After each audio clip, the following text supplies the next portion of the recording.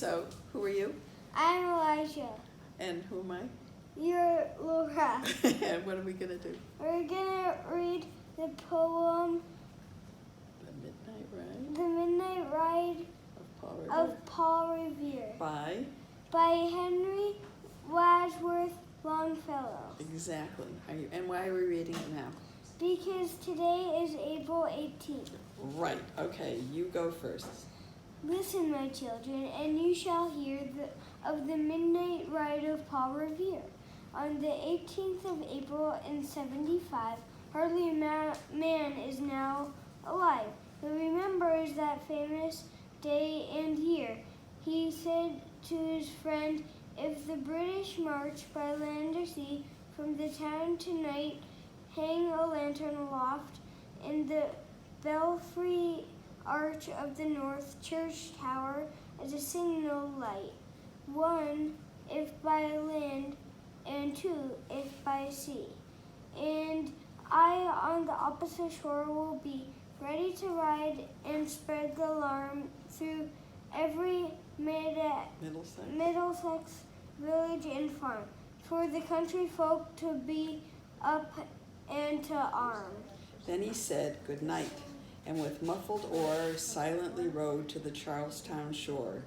Just as the moon rose over the bay, where swinging wide at her moorings lay the Somerset, British man of war, a phantom ship with each mast and spar across the moon like a prison bar, and a huge black hulk that was magnified by its own reflection in the tide.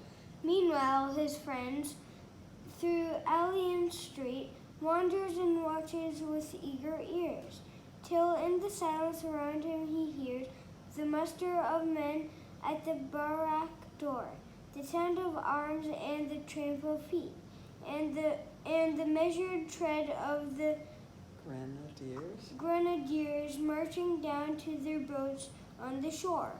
Then he climbed the tower of the Old North Church by the wooden stairs with stealthy tread to the belfry chamber overhead, and startled the pigeons from their perch on the somber rafts that round him made masses and moving shapes of shade, by the trembling ladder steep and tall, to the highest window in the wall, where he paused to listen and look down a moment on the roofs of the town and the moonlight flowing over all.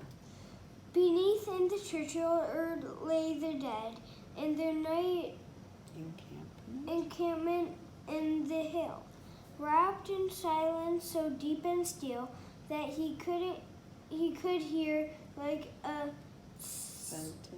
sentinel's tread, the watchful night wind as it went creeping along from tent to tent, and seeming to whisper all is well. A moment only he feels the spell of the place and the hour and the secret dread of the lonely belfry and the dead, for suddenly all his thoughts are bent on a shadowy something far away, where the river widens to meet the bay, a line of black that bends and floats on the rising tide, like a bridge of boats. Meanwhile, impatient to mount and ride, booted and spurred with a heavy stride, on the opposite shore walked Paul Revere. Now he patted his horse's side. Now he gazed at the landscape far and near. Then, impetuous, stamped the earth and turned and tightened his saddle girth. But mostly he watched with eager search the belfry tower of the Old North Church as it rose above the graves on the hill, lonely and spectral and somber and still. And lo, as he looks on the belfry's height, a glimmer and then a gleam of light. He springs to the saddle, the bridle he turns, but lingers and gazes, till full on in his sight a second lamp in the belfry burns. A hurry of hoofs in a village street, a shape in the moonlight, a bulk in the dark, and beneath from the pebbles in passing a spark, struck by the steed flying fearless and fleet. That was all, and yet through the gloom and the light, the fate of a nation was riding that night, and the spark struck out by that steed in his flight kindled the land into flame with its heat. He has left the village and mounted the steep and beneath him, tranquil and broad and deep, is the mystic, meeting the ocean tides, and under the alders that skirt its edge, now soft on the sand, now loud on the ledge, is heard the tramp of his steed as he rides. It was 12 by the village clock when he crossed the bridge into Medford Town. He heard the crowing of the cock and the barking of the farmer's dog, and felt the damp of the river's fog that rises after the sun goes down.